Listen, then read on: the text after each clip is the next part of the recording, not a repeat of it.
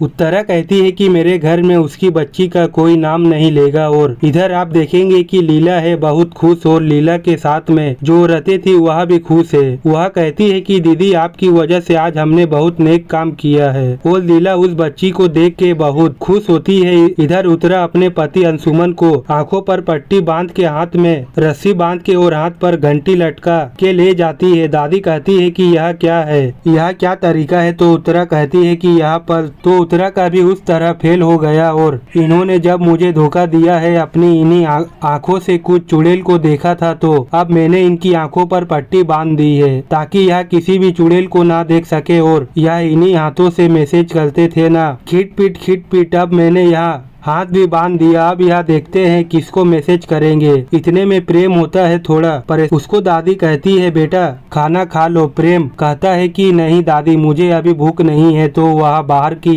तरफ देख रहा होता है। जरूर चारू कहती है लीला भाभी आएगी तभी भैया खाएंगे खाना। अब प्रेम कुछ ज्यादा ही परेशान है। दादी कहती है कि यह तो गलत बात है। वह लीला कुछ ज्यादा ही घर से बाहर जाने लगी है और किसी को बताकर भी नहीं जाती। कम से कम प्रेम को तो बताकर जाना चाहिए। प्रेम से पूछती है कि प्रेम तुम क्यों इंतजार कर रहे हो, तुम चलो खाना खाओ। वह दोनों जाने लगते हैं तो इतने में लीला आ जाती है। लीला दरवाजे पर होती है। प्रेम उसको देखकर एकदम से चौंक जाता है। लीला बहुत परेशान सी होती है। प्रेम पूछता है तुम कहाँ थी और लीला के पास कोई जवाब नहीं होता। जब लीला अंदर आने लगती है तो दादी कहती है वहीं रुक जाओ और पूछती है कि यह बताओ तुम कहाँ गई थी, तुमने किसी को बताया, तुमने प्रेम को बताना भी जरूरी नहीं समझा। तो उत्तरा के बारे में सोच के लीला झूठ बोल देती है। वह कहती है कि वह बाजार गई थी और लीला की इस बात पर कोई भरोसा तो नहीं करता क्योंकि दादी कहती है मैं जानती हूँ यह झूठ बोल रही है। अब हमारी लीला को झूठ बोलना भी नहीं आता लेकिन प्रेम होता है नाराज। तो दादी कहती है प्रेम बताओ अब इसको क्या सजा मिलनी चाहिए। तो प्रेम कहता है कि दादी अब मैं इससे बात नहीं करूँगा,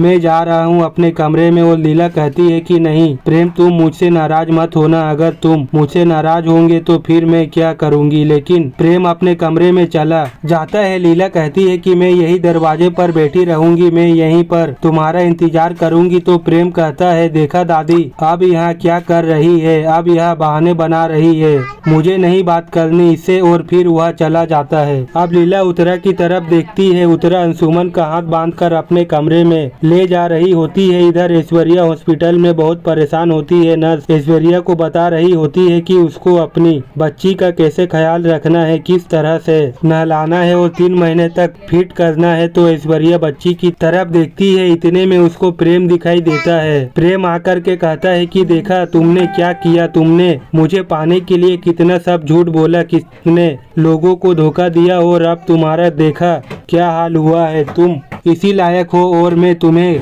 कभी नहीं मिल सकता। इतने में वह गायब हो जाता है और देखते ही देखते इतने में उसे अंशुमन दिखाई देता है। अंशुमन बच्ची के पास आता है और कहता है कि मैंने सोचा था कि बेटा होगा तो मेरे घर का वारिस होगा, लेकिन तुमने बेटी को जन्म दिया, अब इसको तुम ही रखो। और फिर वह भी गायब हो जाता है। अब ऐश्वर्या यहाँ पर सोच के बहुत परेशान होती है। वह कहती है कि नहीं ऐसा हो सकता है, इस बच्ची को नहीं रखूंगी। और ऐश्वर्या उस बच्ची की तरफ देखती है और कहती है कि नहीं मुझे नहीं रखना इस बच्ची को, मुझे इन सब मुसीबतों में नहीं पड़ना है। और वह चुपचाप वहाँ से जाने का फैसला करती है। इधर आप देखेंगे कि घर पर लीला दरवाजे पर बैठी फूलों को जोड़ रही होती है और वह बहुत मन से फूल उठाकर इकट्ठा करती है। प्रेम यह सब देख रहा होता है। आप आगे देखेंगे कि अब आगे क्या होता है।